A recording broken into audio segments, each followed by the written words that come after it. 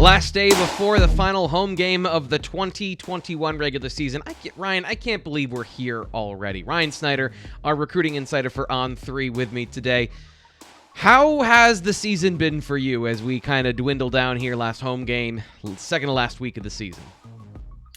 It always goes so fast, man. Yeah. Sometimes that's a good thing, especially when, that's your life as far as working. So, you never want those long drawn out days, right?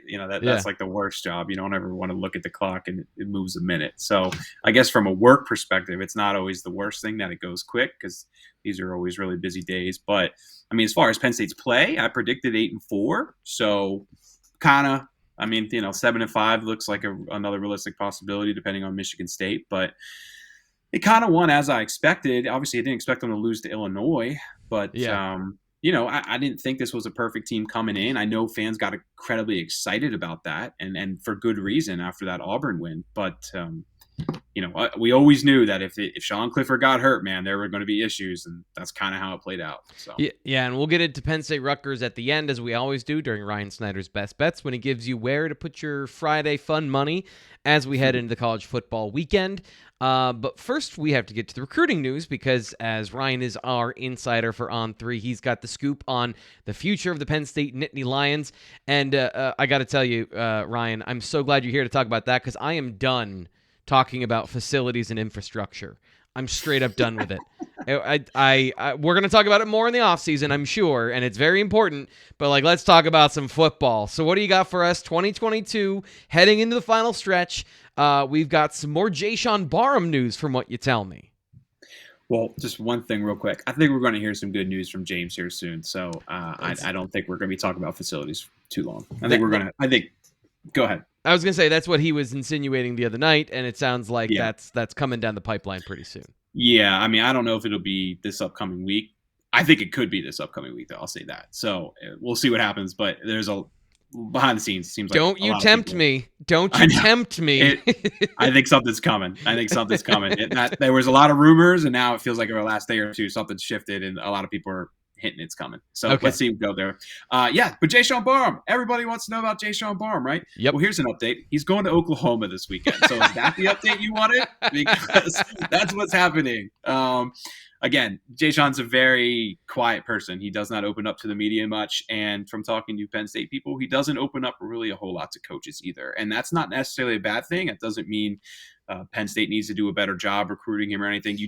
You have a handful of those recruits every year who are just quiet. They kind of keep to themselves. Andre Roy was the great example, his teammate at St. Francis. Just kind of a quiet individual, keeps to himself, and it's hard for everybody to read. So the fact that we know he's going to Oklahoma is an interesting one because I would say maybe about 3-4 weeks ago, it felt like visits might be done. He had the opportunity to go to Florida. He didn't go to Florida. And, the talk was that visits might be done here and we could see a move in end of October, November. Of course, again, Jaishawn didn't say that. That was all coming secondhand. And now it's looking like we could see a visit or even two, so I'll be curious to see what happens with Florida because that was another school we were watching. But he is expected to go for an official visit to Oklahoma this weekend. Oklahoma is a quality program. And the longer this drags out, it's just harder to get a read. The more schools you add to it, I'm already having problems reading Penn State sources from this stuff, and now we're going to add another school to the mix. So I feel like this is definitely just all signs point to this going to, December 15th, the early signing period, because he is expected to be an early enrollee. And that one thing I have learned. That was my next question of what's the timeline? Is he going to go to the late signing period? But he's going to be an early enrollee, so this is coming down to the wire, right? Yeah. Well, the one thing people are mentioning to me is that he may actually enroll at a couple schools, which tells me he's still pretty indecisive. He doesn't know what he wants to do. So he can enroll at Penn State. He can enroll at Maryland and Oklahoma. He could send that out to a couple places and then ultimately, decide on one at the end. So whenever I'm hearing that kind of talk, it feels like this is going to go down to the end. But again, if I could interview the kid, I could give you a lot better interviews or better information. I'm just kind of getting everything secondhand. That's all you can do sometimes. Yeah, and the picture you paint is exactly what I think everyone is feeling. So that, I think, is a fair thing. And by the way, the ability to enroll at more than one university at the same time That's not a bad gig if you can have it come out of college. Not only to be Well, it's accepted nice. to them, but also Yeah. be enrolled at them. That's next level. I Yeah. didn't know you could do Yeah. that. Well, yeah. I mean, you can. I guess maybe enroll is the wrong word, but just Begin apply the and yeah, just beginning the process. Enroll might not be the Gotcha. right word for that, but just kind of. I mean, when you're on scholarship, you can put it into all these places because you're going to be for free, and you don't really have to put money down. So we'll see what happens there. That's kind of the talk that I'm getting right now from Penn State people. We'll try and get a better feel for how the Oklahoma visit went last week, but again, just don't hold your breath for that. It's going to be a quiet one down the stretch. We've talked about the offensive line a lot this year, and we've talked about the offensive line a lot this week. And Penn State still, it seems, from what you're telling me, is interested in adding another offensive lineman in the class of 2022. What's the picture there? Because it sounds like it's shifted a little bit. Yeah, so we were talking about Julian Armella a couple weeks ago. There was talk about him coming for a Michigan official visit. Didn't happen. Then, even I'd say a day or two before the Michigan game, there was talk, maybe he'll come to Rutgers for an official visit. Well, that's not happening either. And just from talking to Penn State people, I don't get the sense they're pushing it as hard there as I once felt. But there is another name that I think we need to start watching, and that's going to be Gunnar Gibbons, the Virginia Tech commit from Virginia. We knew Penn State was up and down on him. This was way back in probably springtime. After a camp or two that wasn't the best, but then after that, and they started to collect more film and see some more things. Their interest grew and grew and grew, and of course Penn State was top two at the end. It came down to Virginia Tech and Penn State, and he ultimately sided with Va Tech. But with Justin Fuente getting fired now, there's a little bit of talk that Penn State might consider going after him. Now, I'll say this is really early. I mean, Penn State, obviously Fuente was just fired 2 days ago. Right. This is all just kind of happening. So I don't want people to think that Penn State's now going to just all of a sudden go all out. Basically what I'm just trying to say, though, is that they are discussing it behind the scenes. I'm sure they're going to reach out to him a little bit, feel some things out. It's kind of hard putting the kids on the spot, too, right after a coach is fired, right? I mean, Penn State just going all out right after Fuente, that's probably not a good move. That's not what Penn State does in those situations. Yeah. They kind of take the cool approach. Hey, you figure out what's best for you. We're here for you, kind of approach. Allow a bit of a grieving process for that decision you made to be undone. It's actually kind of a good analogy in some ways. But it makes sense. I mean, you had your whole future set. You had this thing that you were imagining, and now it is not. It's no longer. So you've got to kind of mentally readjust. So that makes sense. Yeah. Yeah, so we'll see. But that's just a name I'm starting to hear that they're discussing. Now, whether they decide to go all out, I'll try and keep you guys updated in a week from now, and we'll see what we hear. But he's definitely a name just kind of popping up on the radar. One other name, too, I do want to mention is Rutgers linebacker Moses Walker. So I've getting a lot of questions about him, especially with Barham. I mean, it is clear they definitely want to add a linebacker. I think Penn State fans remember Barham's commitment video, which was kind of a slap at Penn State, and then he committed to Rutgers. If you haven't seen it, I remember that now. Do you remember this, Steve Frank? It just kind of, everything like in the beginning was lining up and stuff like I'm committing to Penn State, and then it just kind of is a slap in the face. Oh no, actually, no. He tweeted at Franklin, is what it was. He actually tagged Franklin in the tweet, I think, is what it was. It was interesting. Anyway, anyone who remembers that knows what I'm talking about. So, but the long story short there is that Penn State is kind of still talking to him. So I'll be curious to see if he would be somebody that they would add late. Obviously, he's committed to Rutgers. Penn State plays Rutgers this weekend. I'm sure Penn State always wants to beat Rutgers the best they can. Whether they'll be able to do that this week, we'll see. But he is just another name I'm hearing that they are chipping away at. They haven't really ever stopped pursuing, but he's another guy who's just kind of quiet, difficult to read. I put it this way. I would think that they'd have a better chance with Gunnar Gibbons just from knowing previous histories there and kind of how relationships work. But, it's silly season, man. We're coming down the stretch here before signing day. Things get goofy this time of the year. So we'll see.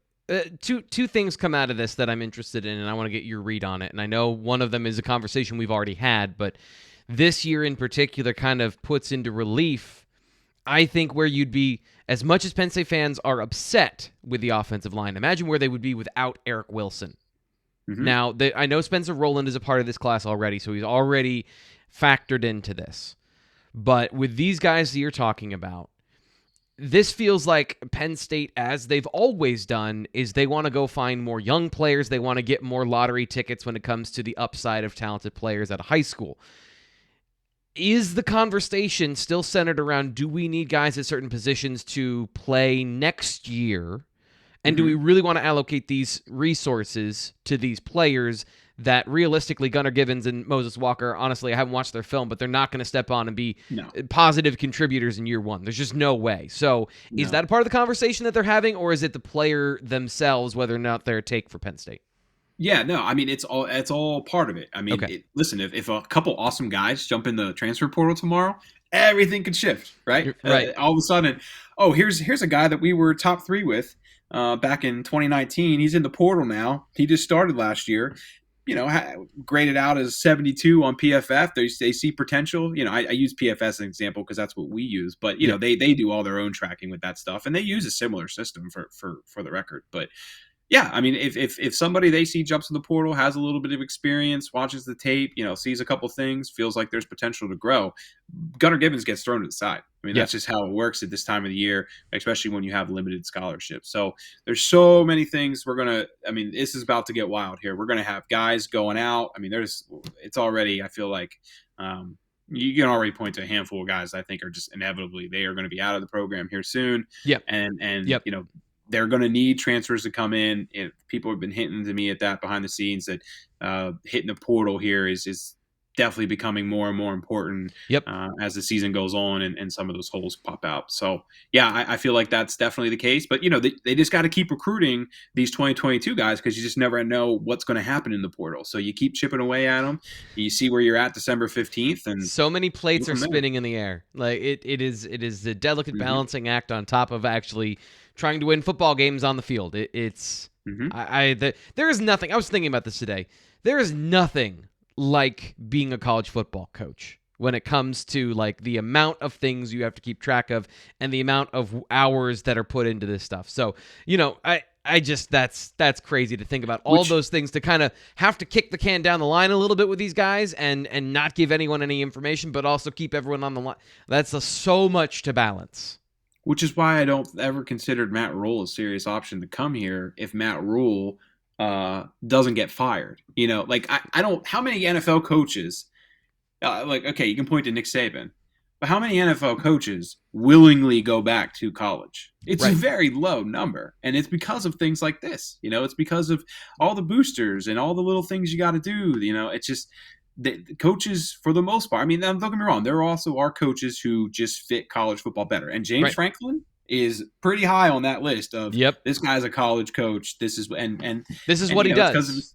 And it's because he's a great recruiter. And many of those guys are because recruiting is their strength more than anything else. So, but like I just remember the Matt Rule talk, and obviously his teams are winning a little bit now. I never thought he'd be out this year anyway, but. To me, that was always silly if Matt Rule wasn't let go. So I don't think it's going to matter. Like I said earlier, I think James is coming back. I think we're going to hear news within, I will say, weeks, but maybe next week. We'll see. And we'll go from there. And then the final question, kind of wrapping all of this up, is what's the likelihood of getting all the hay in the barn? The guys that you've got now in the class of 2022, what's your confidence factor in getting all of them to the finish line, either in the early signing period or their intended signing period if it is the second one? Yeah, Greg and I talked about Katron Allen in our recruiting podcast earlier in the week. I feel better. I never felt like he was like, oh God, he's going to Florida State. He's gone. That never really. It's Florida State. I mean, I know he's from. Yeah. I know he goes to IMG, but it's not like you're looking at Florida State right now and going, you know what? There's an opportunity to be great at Florida State.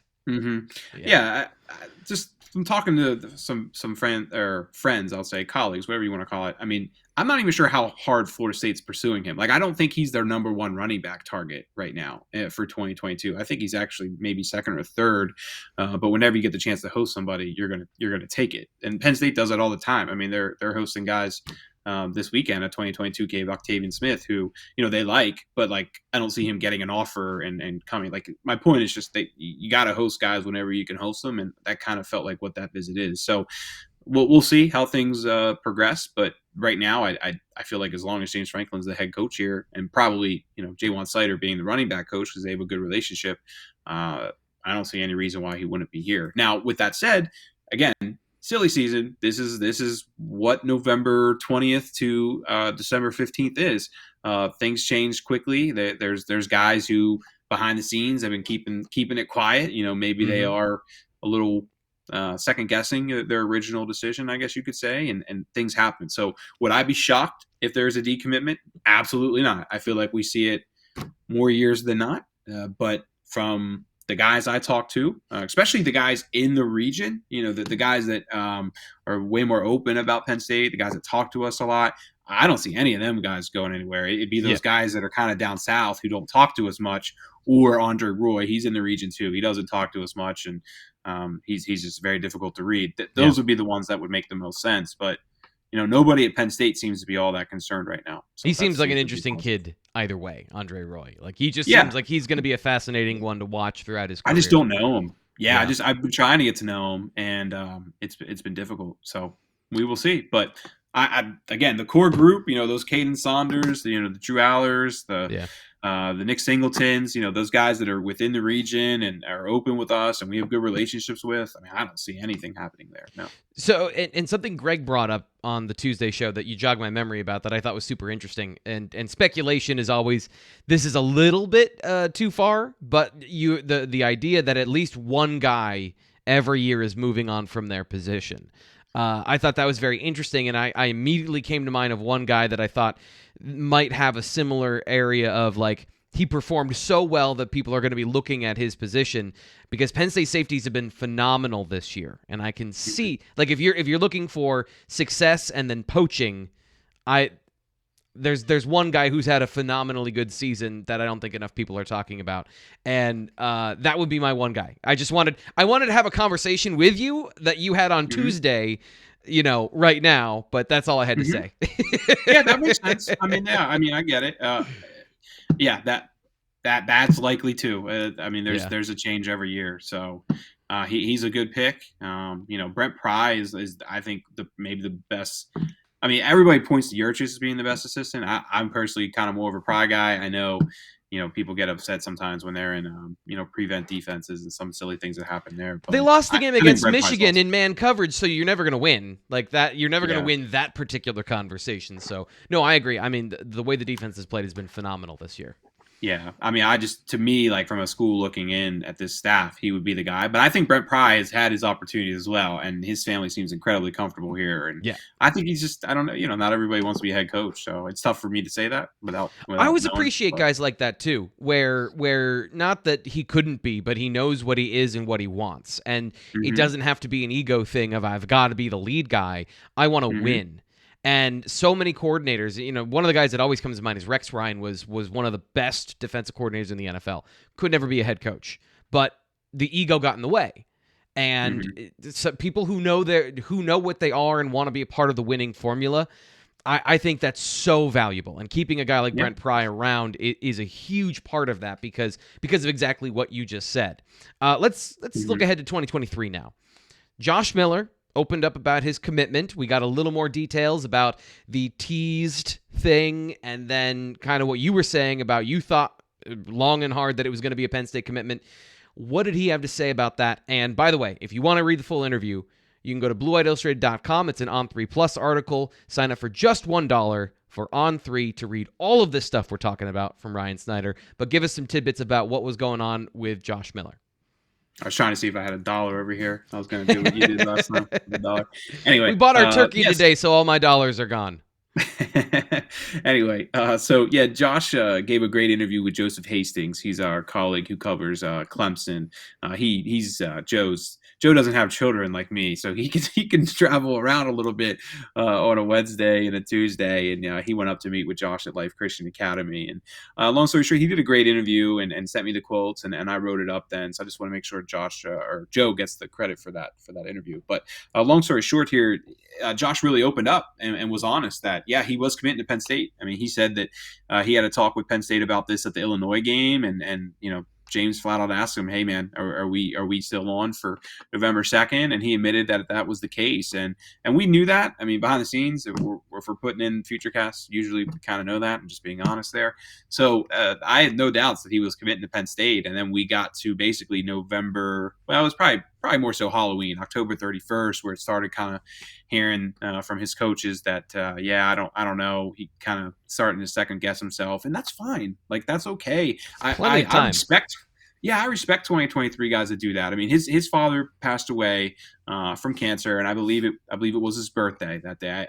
That November 2nd was his birthday. So you want to do something special, and which I completely get. Yeah. But, at the same time, this is a major decision. I'm sure his father would tell him not to rush it, at the same time, and do what's best for you. So, and that's what he realized. And Penn State's the same way. I mean, Penn State, every time before someone commits to Penn State, it's like one of the last questions they have. It's just, are you sure you're 100% in? Is there any doubt that you have? Because if you are, we're okay with you waiting. We want you, of course, but we don't want you to be one of those guys who's going to commit and then decommit later, and then things get messy. So this was fine with Penn State. Josh was open about it. He still pretty much has made it clear that Clemson and Penn State are the top schools. Yes, he included Tennessee, Virginia Tech, and North Carolina in there. And he'll, I'm sure, take some visits and tease some things. But this is still Penn State's recruitment to lose. Now, with one thing I will say is that he does feel like he wants to take those official visits now. So let's see how things get dragged out a little bit. But I still feel good there. Penn State feels good there. Troutwine is I think definitely has the best relationship with him. Franklin probably has the best relationship from a head coach perspective. So it looks good. Let's just see how it progresses here. And, if he does take those official visits, you got a couple months to go. So let's see what happens. And, just hearing you talk about that, you respect a kid who sees the emotion and feels it, but then is mature enough to know exactly. Maybe I don't want to do this because for the wrong reasons, and I want to be sure about that. That's a level of maturity that I think if you're Penn State, you're impressed by, and it makes you, that much more secure in this particular player. So that's a great story. Thanks for sharing that with us here on the Daily. And again, if you want to read the full article and hear from almost called him Cam Jordan on we talked about him already.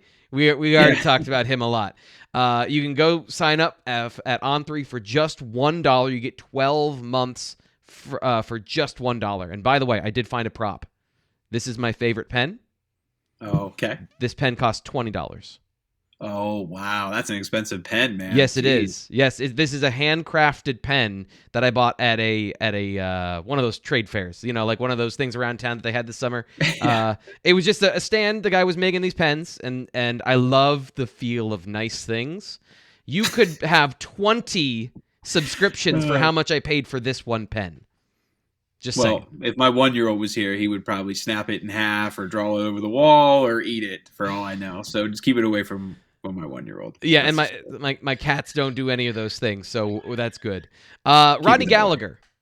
Now, we've talked about Josh Miller, Rodney Gallagher, both guys super into the program and seem to be very positive about everything that's going on. It felt like there was going to be some movement in 2023 with one of those guys. Do you expect either of them to make the decision anytime soon, kind of looking now after we heard about Josh at Rodney? So Rodney's teasing something in early December, I believe. I forget the date off the head. I apologize. I don't have it in front of me. I believe it's like the 2nd of December. But I really don't. I think it'll just probably be top schools. Like, from my conversations with him, he loves basketball. Everybody knows he has offers for both.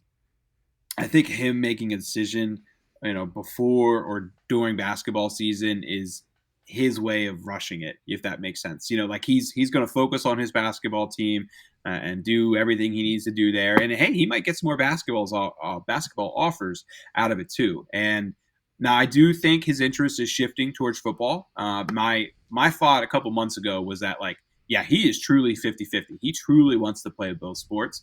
I don't quite get that impression now. Now he did just finish up football season, so this may be the Lonnie White situation where you play football, you love football, you play baseball, you love baseball. Yeah. Maybe that's kind of what I'm getting there. But I also get the feeling that the schools that are recruiting him for football are pushing way harder than the schools for basketball, and that might dictate his recruitment a little bit more. I think he's gonna. I think once his film gets out there a little bit more, he just released it the other day. I think we're going to see more offers coming from him. But this is definitely Penn State's battle to lose.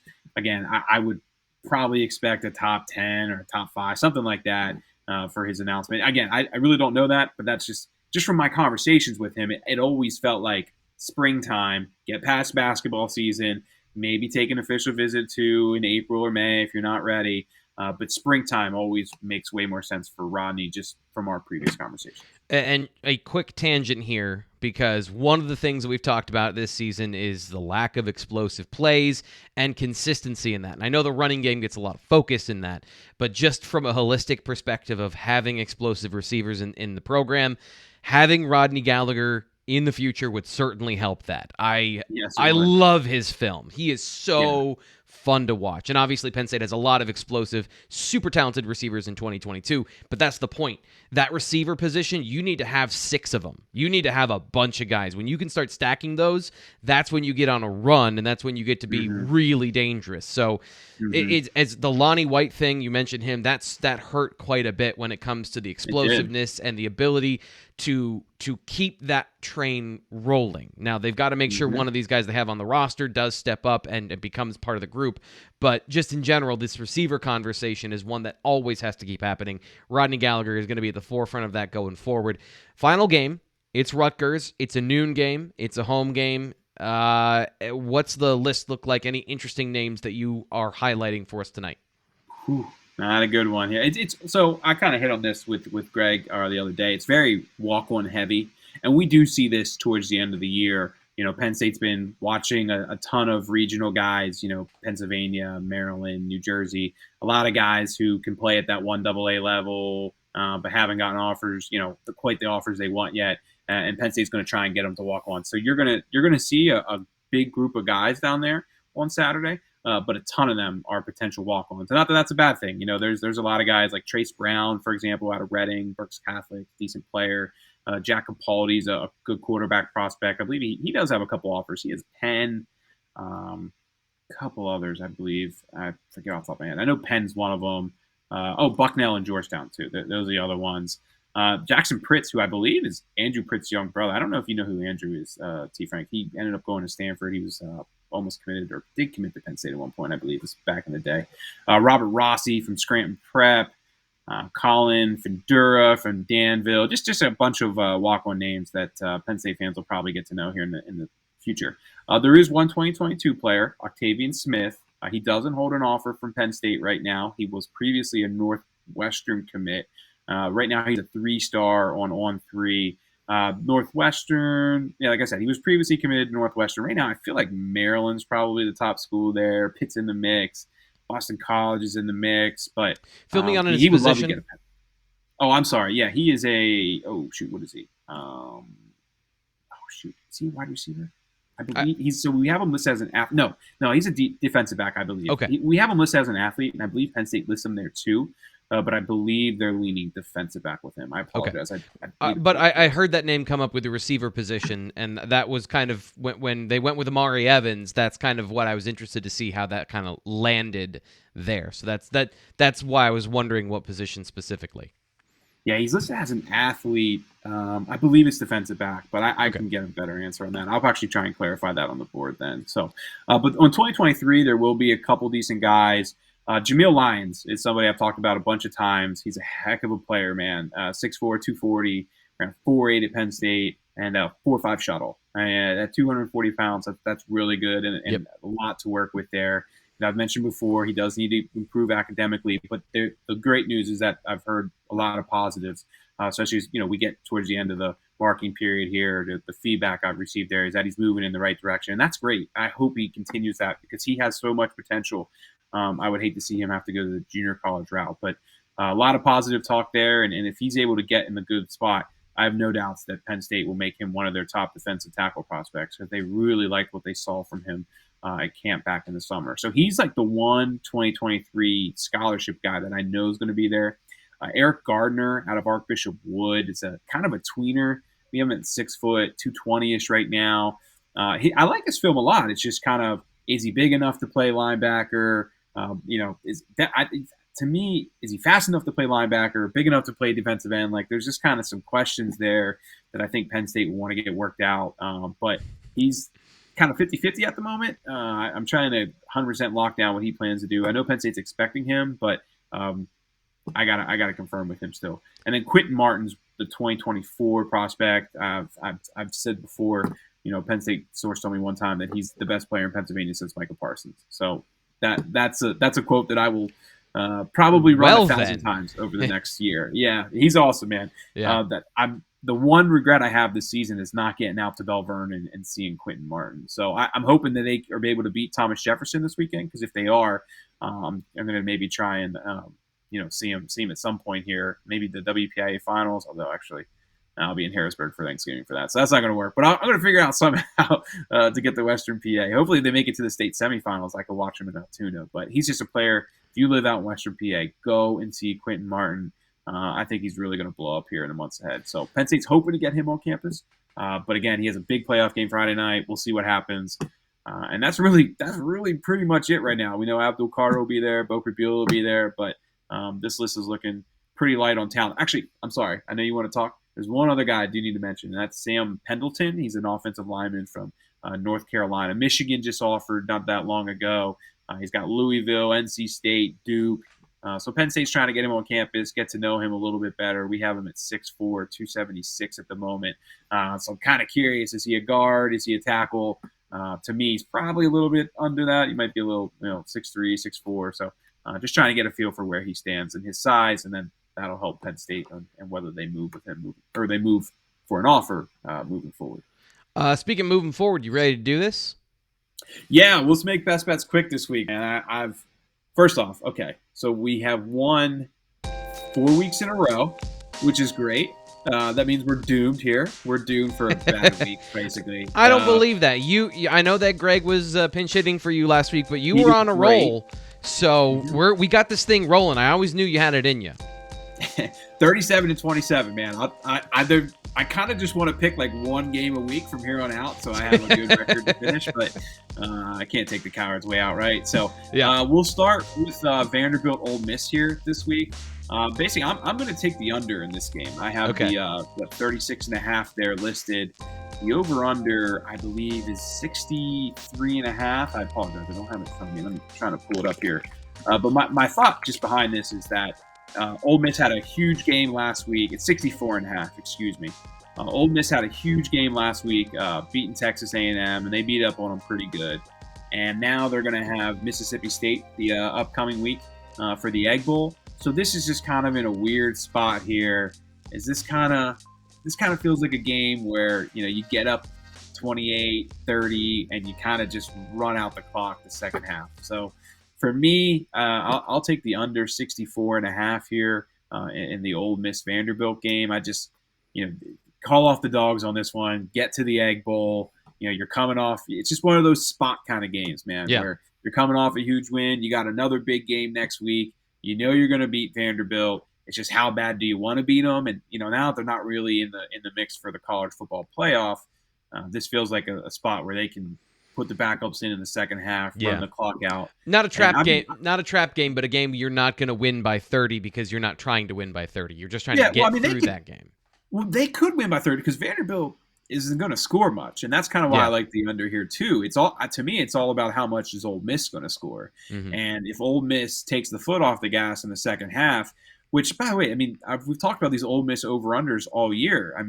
They've been pretty high, and they haven't. I don't believe they've hit. I think they've fallen under the majority of the time. So I'll take the under here again. Just this feels like a situation where you can get up big, you can sit your starters and rest up before the Egg Bowl. Which, by the way, the Egg Bowl, what a great rivalry name. Virginia at Pitt. Pitt coming off a weird game where it downpours in overtime.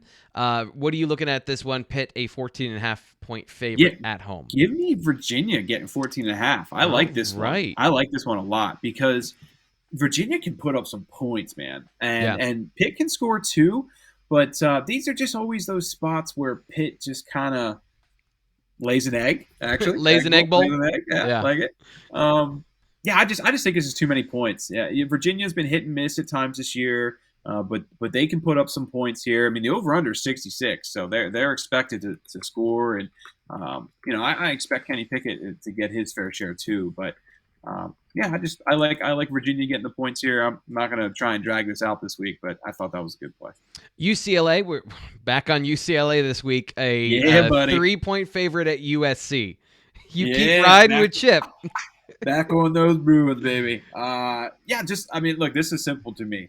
UCLA's strength is their offensive line and their defensive line. They're a very physical team for Pac-12 standards, and that's helped them in some games, and that's hurt them in some games too, where they get behind. But USC's weakness is that's where they lack. They can't get any push, and their defensive line and their linebackers get pushed around all the time. So yeah, I'll lay 3 here with UCLA. I think they're a much better team. I haven't seen anything from USC in recent weeks to show me that they are motivated after their coach being fired. So I just it's at USC, but what's a home field advantage for USC out right now? That's nothing to me. So I thought the spread was too low, man. I thought this should have been like -6 or so for UCLA, maybe even getting closer to touchdowns. So when I saw 3, I bet this way earlier in the week. It just feels like it feels like a rivalry score. Like you want to have UCLA USC be a good game, so you make it kind of close. And you're expecting USC to get up for this game, but without Drake London and no defense to speak of, yeah, I agree with you there. San Diego State, they're at UNLV -10.5. What are you looking at here? So UNLV's won 2 in a row, I believe, or is it 2 of the last 3? I think it's 2 in a row. They beat Hawaii and who was it the week before? I forget. Maybe New Mexico State. I forget who. But okay, so UNLV's getting starting to get a little momentum, and their spreads. I think like Las Vegas is starting to give them a little bit of respect, and San Diego State's not the team to do that against. -10.5 here. It just feels really low to me. I mean, San Diego State's been a quality team all year.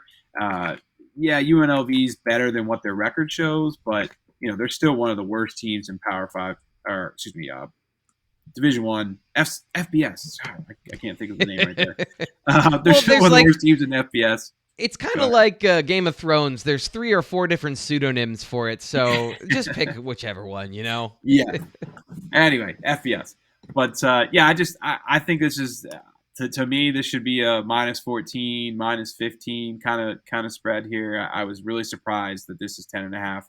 I would bet this now too. Like I don't see any way this ends at 10.5 come Saturday at 11:30. This is the late night game too. This is for the real degenerates out there trying to get their money back at midnight, baby. Pac-12 after dark. It's in the middle. I would be asleep. But I like it. I played it already personally, so I got it at 10.5 earlier in the week. It's still there now, but to me, like I don't see any way this isn't 11.5 come Saturday night when everybody jumps on San Diego State. So I think the one actual stat I have this week, and you can tell I haven't put a ton of stats together this week, but the one stat I did is San Diego State's rushing defense is I think it's like 16th in rushing success rate, and that's been everything for UNLV the last 2 weeks. I mean, their running back ran for like 260 yards last week. That's how both of these teams are built, so that makes sense. Yeah. That strength on weakness or strength on strength, and San Diego State's the better team there. So quick recap: give me just what you're picking in each game before we get to Rutgers at Penn State to have our final game of the week. So here's the lineup. Yep. Tell me what you're playing in each game. Yeah, so I will take the under 64.5 in Vanderbilt Ole Miss. I just feel like this is one of those games where Ole Miss can get up quick. They got a big one next week. They got to, get a little bit of rest after a tough one last week with Texas A&M, or a physical one, we'll say. So they can get up big here, call off the dogs late in the third and into the fourth. I like Virginia getting 14.5. That might be my favorite play of the week of these ones. Virginia can score, man, and Pitt usually kind of plays down the competition, and sometimes I feel like this is an opportunity for them to do that here. So 14.5 is give me 2 touchdowns all day.